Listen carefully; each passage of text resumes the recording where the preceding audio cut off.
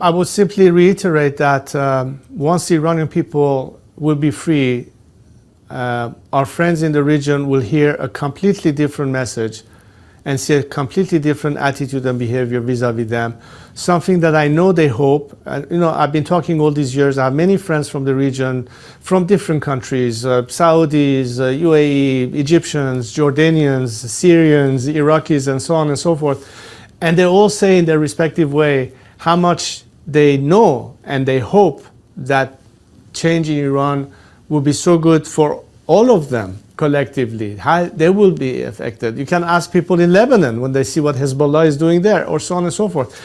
And they know how different it will be. And I know deep inside that Iranians know that we will be able to once again be proud of our heritage, but also to positively contribute in a healthy, fruitful relationship with our neighbors in peace and in liberty, so we can usher in an era of prosperity that we can all benefit from, as opposed to tensions and conflict that has been essentially what happened since this regime has taken over.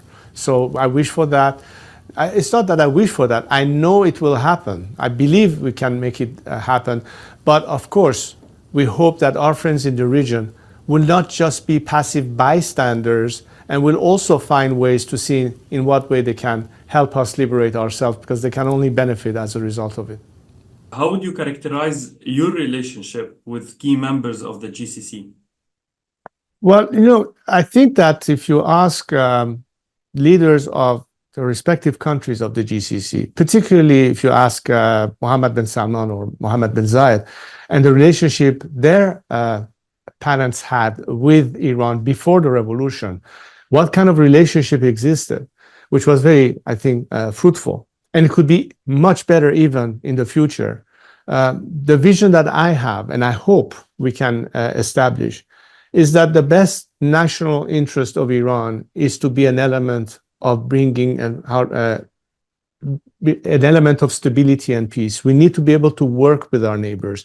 We all face, when I say all, I mean Iranians, Iraqis, Saudis, UAE, Egyptians, Syrians, the whole region.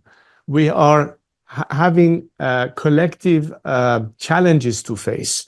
The water crisis, which is not only isolated to Iran, for example. Elements that could be conducive to economic development and prosperity by having, our own regional, if you will, type markets.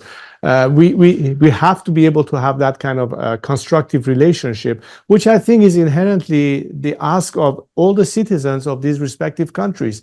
But the only time we can achieve this is to have absolute, respect, mutual respect for each other's sovereignties, and on that basis come together with a joint project. I would much rather have the important revenue that we have from our resources be spent on welfare, on education, on healthcare, as opposed to buying arms and missiles, pointing it at each other.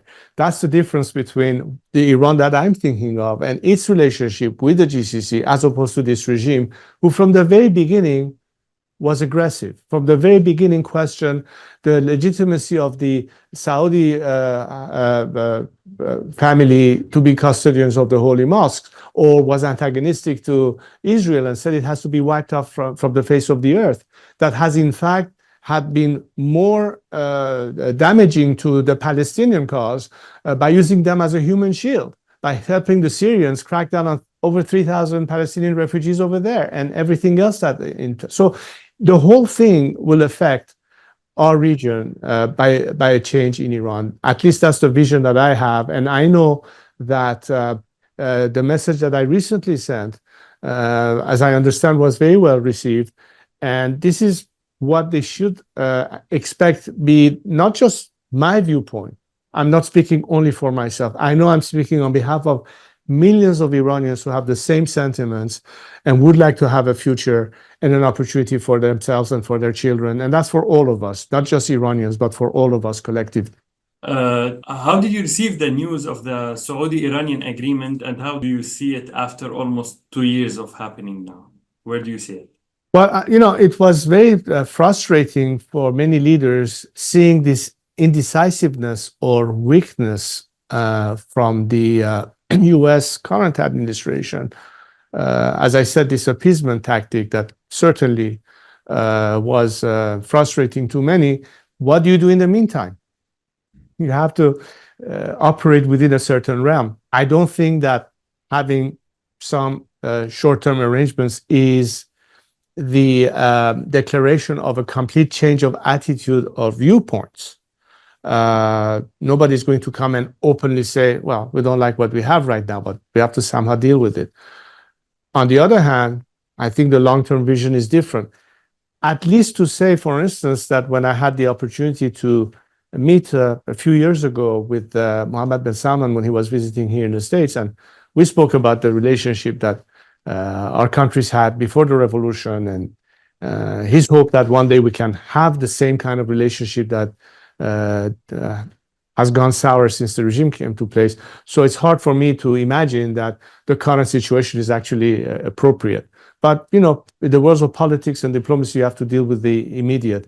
But that, to me, is not a definition of an actual vision of the future.